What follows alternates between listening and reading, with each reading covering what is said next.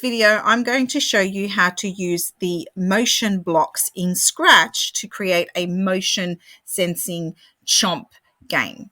So I start at my Scratch landing page and I either sign into my Scratch account if I have password or login credentials, or if I don't have my logins or my passwords, I can just hit the create button and I can create the project in Scratch this way. So once I'm inside the game, the first thing I need to do is select a sprite. So you can see the sprite that comes automatically preloaded is sprite 1, which is sprite the cat or sprite cat. But because this is a food chomping game, I'm actually going to change that sprite to a piece of food. So I'm going to use one of the preloaded sprites in Scratch. So I'm going to click on the choose a sprite button at the bottom, which is this picture of a little cat. And then that'll open up the window, which gives me a variety of different sprites to choose from. I think I'm going to choose the apple sprite for this project. So I'm going to click on the apple.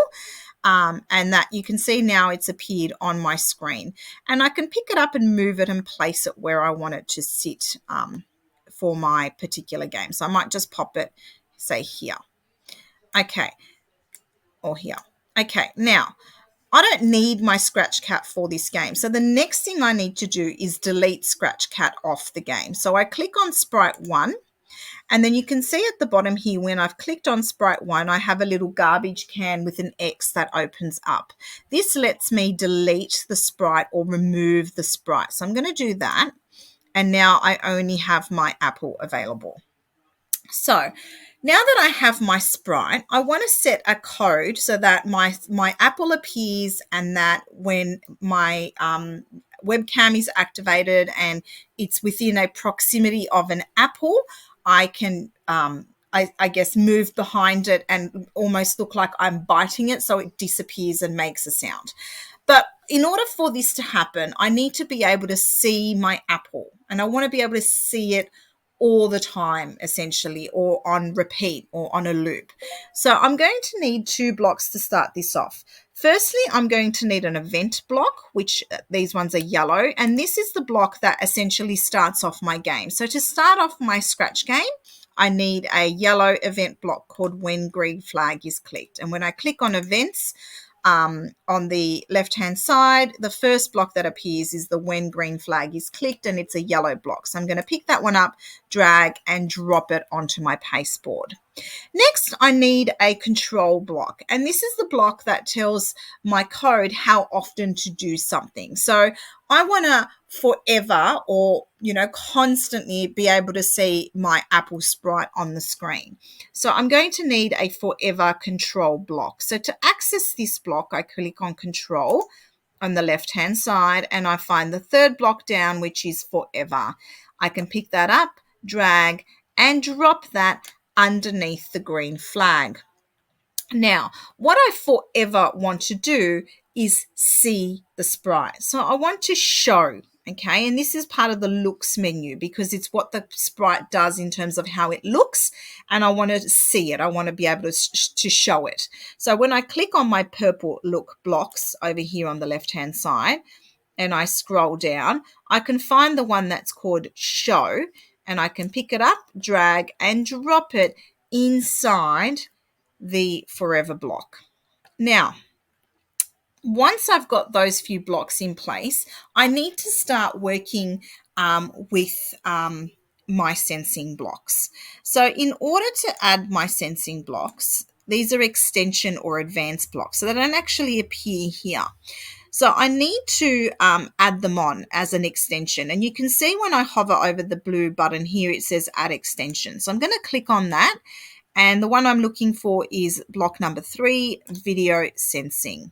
Okay, so once I've opened up those blocks, over on my backdrop or my stage, you can see that you can see me. My webcam is now activated, which means those blocks are activated. I'm going to now show you how to build up the code so the apple's being chomped on during the game.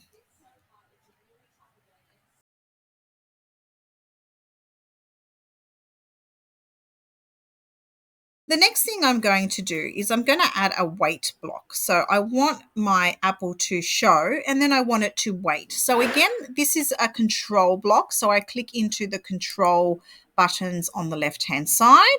I scroll down and I find the block called wait 1 second and I pop that inside.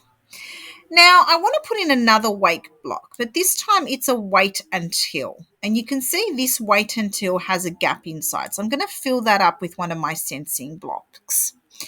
Now you can see the shape of the wait until. It's like a hexagon of sorts. So I'm going to need the same shape to go inside that. Now we call this an operator shape in Scratch, and it basically is like a maths equation or a math comparative block. So it's like a math sum. So if I click on these operator blocks, which are green on the left-hand side here, you can see how it opens up a series of different blocks that have that kind of shape. And the first one I'm going to use is this one. So it's got the shape and it's got a circle and then a greater than and then a number value in there. So I'm going to pick that up, drag and drop it inside so that it sits inside the wait until block. Once I've done that, I'm going to pop in here my sensing block. So I want my apple to sense my face. And then when my face is at this proximity to it, then I want it to make the sound and disappear. So I'm going to go into the video sensing blocks and I'm going to use the second one, which has got the video motion on sprite. So I'm going to pick that up, drag and drop that inside the first circle. Now, what I want the code to pick up is the video and particularly the motion of my face on the video. And then I want it to go near, to sense the sprite and to have a distance of 60. So if we test this out so far, I'm going to press my green flag and you can see that my apple is there and it's waiting to sense my hand. But I haven't really told it to do anything if it does. So this is the next part of my code. So what I want it to do is I want it to make a sound called chomp. So I'm going to click on my sound blocks over here, which are these pink ones. And I've got the sound chomp there. So start sound chomp. I'm going to pick it up and pop it underneath there. Then I want it to hide. So you can see I'm showing it. Once it senses my presence, I want it to hide. So I'm going to go into looks and I'm going to find that hide block. And then, so let's test out that so far before we move on. So let's press the green flag and you can see that it's made the sound and then it hides, but it doesn't disappear. And the reason for that is because it hasn't had enough time to hide before it shows again based on this block. Because remember, I've told it to forever hide and then show. So to forever do all of this stuff here.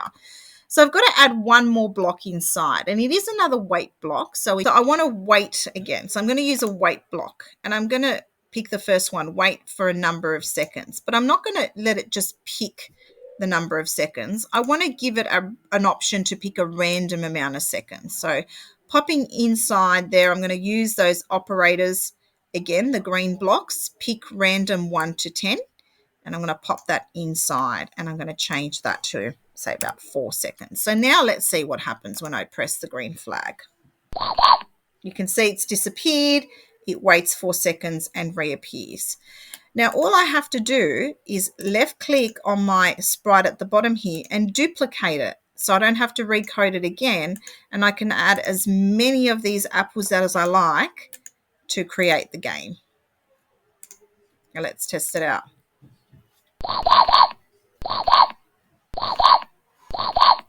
See if you can make this